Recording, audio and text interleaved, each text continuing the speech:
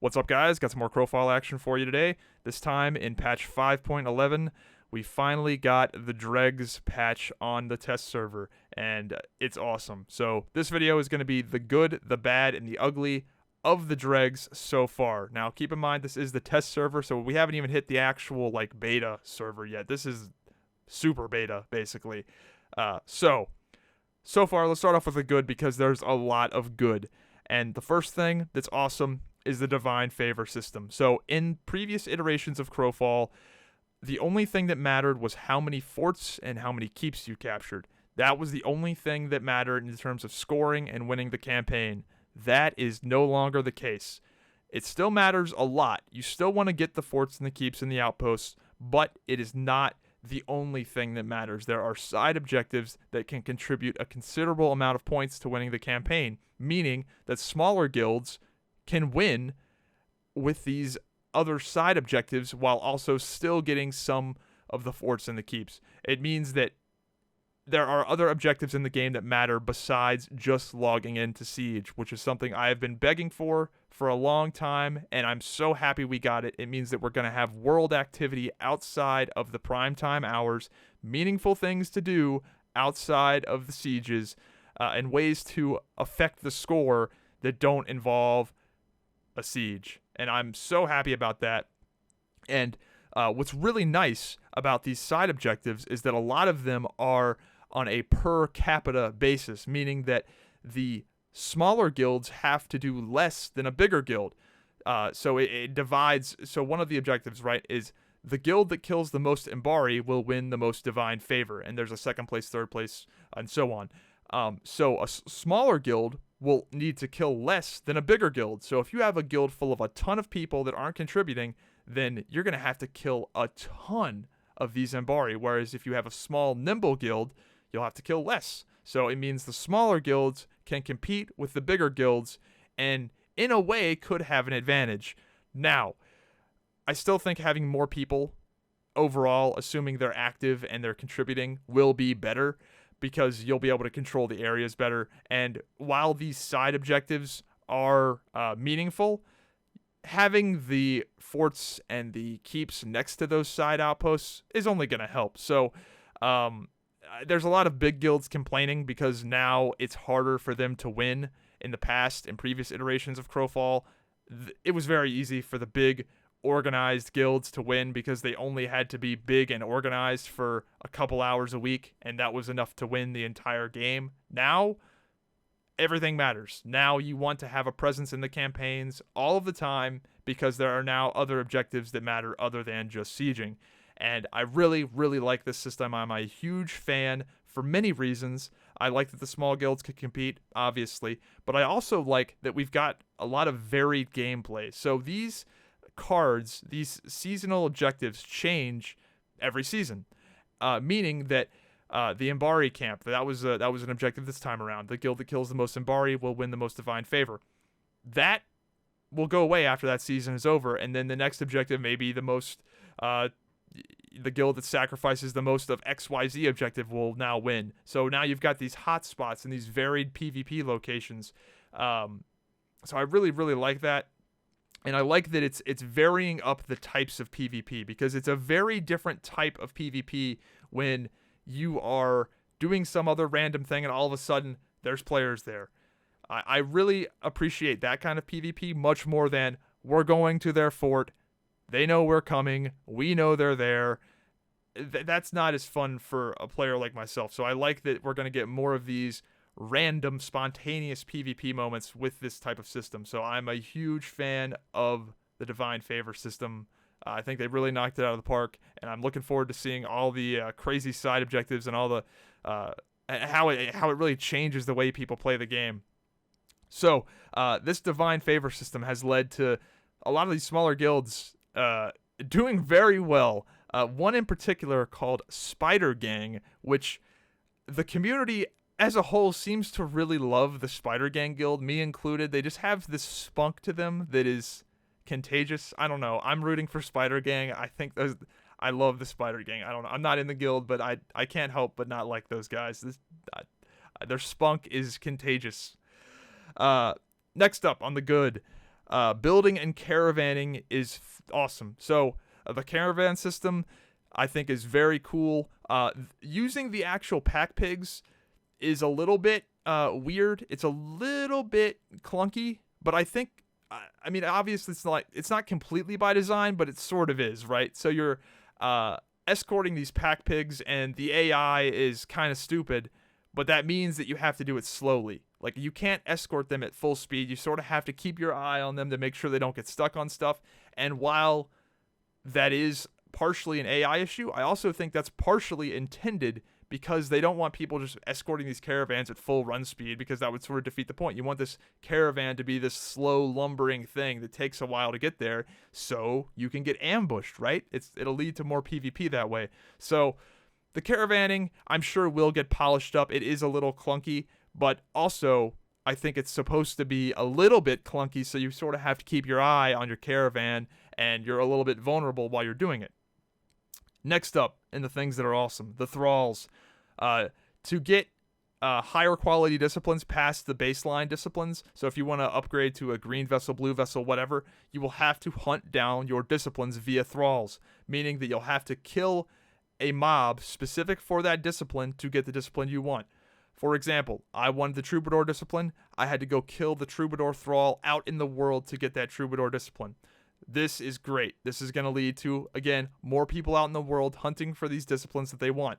And I think they struck the balance just right, because with a normal white quality discipline, or a normal white quality vessel, the one that you spawn in, you can get whatever disciplines you want. You can just buy them at a vendor, no problem. But to get the higher quality body with the discipline you want, you got to hunt it down. And I think that's perfect, because it allows people to get up to that base viability very quickly. But if you want to get that little bit extra, you're going to have to work for it. So I really like that. It's going to get people out in the world doing stuff. That seems to be the theme of this patch, and I'm very excited, because that was something I complained about relentlessly, is that people were only logging into Siege. It sucked. So love it. Another thing that's nice is the harvesting resources appear to be less plentiful. There's not rank 10 iron literally everywhere. There's not rank 10s littering the map everywhere. So it seems like there's going to be more hotspots there. Right now, harvesting is a little bit lame, because they have intentionally made the caravan pigs respawn basically instantly, just so we can get repetition testing them and get the bugs out. So right now, harvesting is sort of getting overshadowed by caravans, but caravans are intentionally overpowered right now. But I do like that the harvesting resources appear to not be literally everywhere. Another thing that's nice, performance is getting better, quite a bit better. In fact, if you've done any EK skirmishes at like 80 FPS, playing this game at like 80 FPS is fantastic. Now, in the actual world, it's still a bit clunky. There's still some camera hitching and things like that, but we've been getting performance patches pretty routinely. I mean, last patch was like a 10 FPS bump. And as these new assets that have been added to the game get optimized, that's the thing, right? So the Crowfall world is procedurally generated, and a lot of these things that they put in are brand new, and they haven't been touched up by the optimization team yet, basically. Like, there's a lot of like campfires and stuff like that, where if you look at it, it just tanks your FPS, and obviously that just hasn't been touched yet. So we've been getting a lot of performance increases, and that's great to see. We're at that point in the game where we're actually going to start to see the optimization come, because the UI and a lot of that stuff is, a lot of these systems are getting finalized.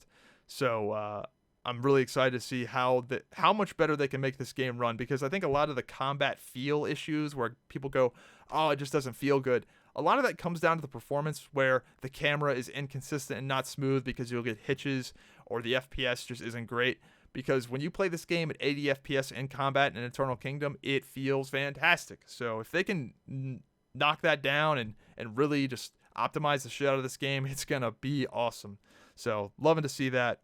What else do we got? More world activity. I already covered that. Bug fixes. We're seeing more and more of that as time goes on. As we get all of the core features into the game, which is what a lot of what this patch did, was get the core features in. They have more time to work on the bugs. So more bugs, less bugs, more performance. A lot of the new UI is awesome. I really like the new action bar, the new Duelist Pip UI with the double pistols and the rapier. I love that. All the classes got some nice new UI. The Myrmidon got a cleaner UI with a cool berserk mitigation sound. This nice clang. It just sounds solid. Lots of just little polished things that have come this patch. The fort building and customization.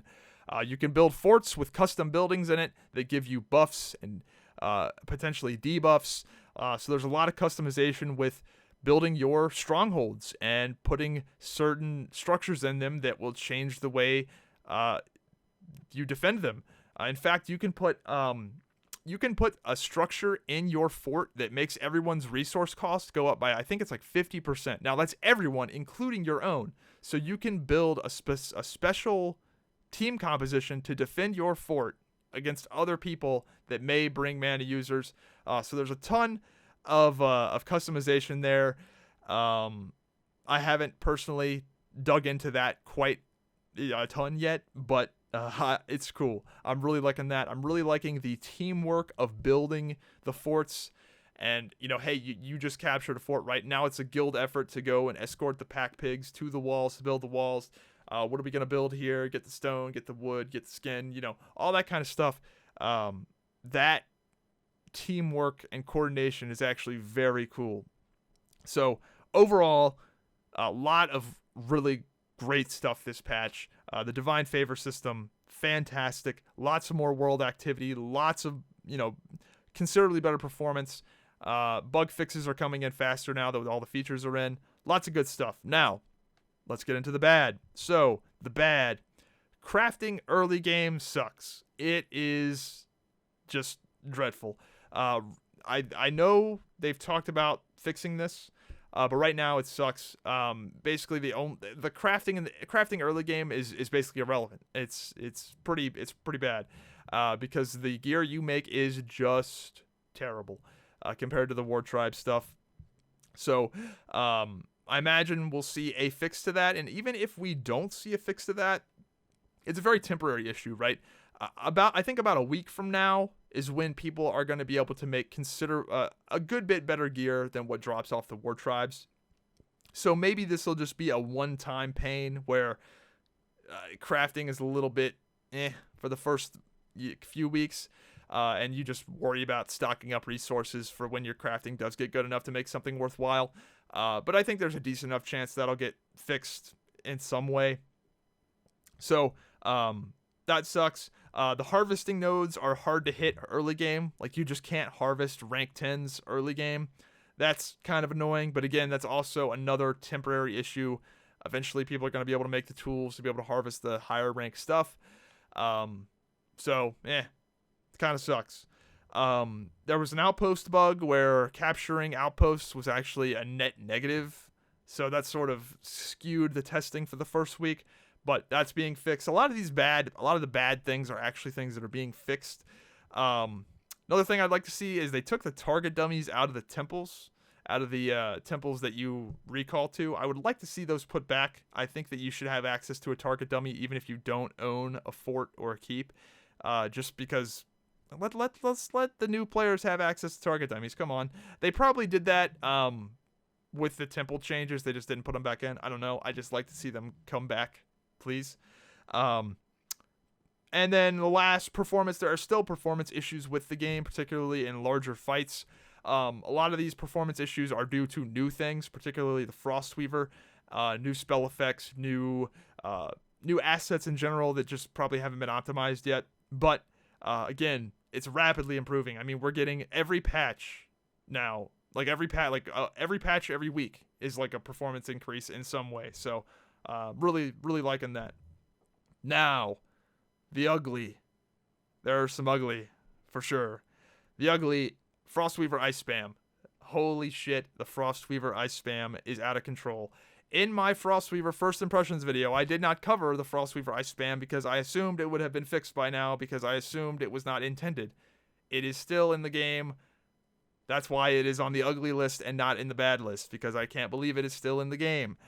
I hope this is going to get nerfed and they just haven't gotten around to it or had to do some software engineering of some kind to fix this.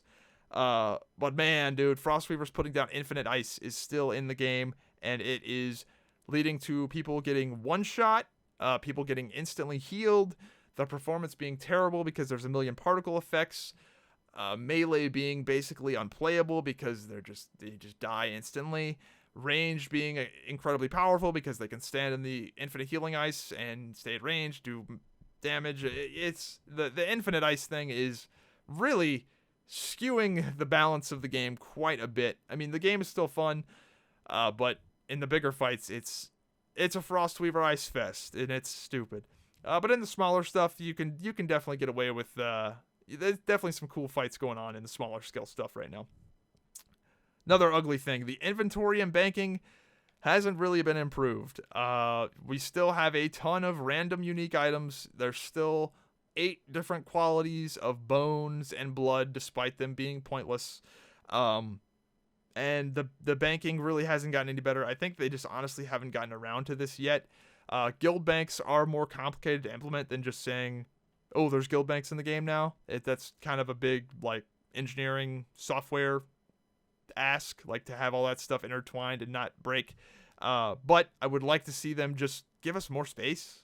Like, just make it bigger. I mean, I know that costs them money to do that, but I would love to just see them make it bigger and make the dregs, or make the campaign world bank have the same functionality and searchability as the account vault. That would be great. Love to see that.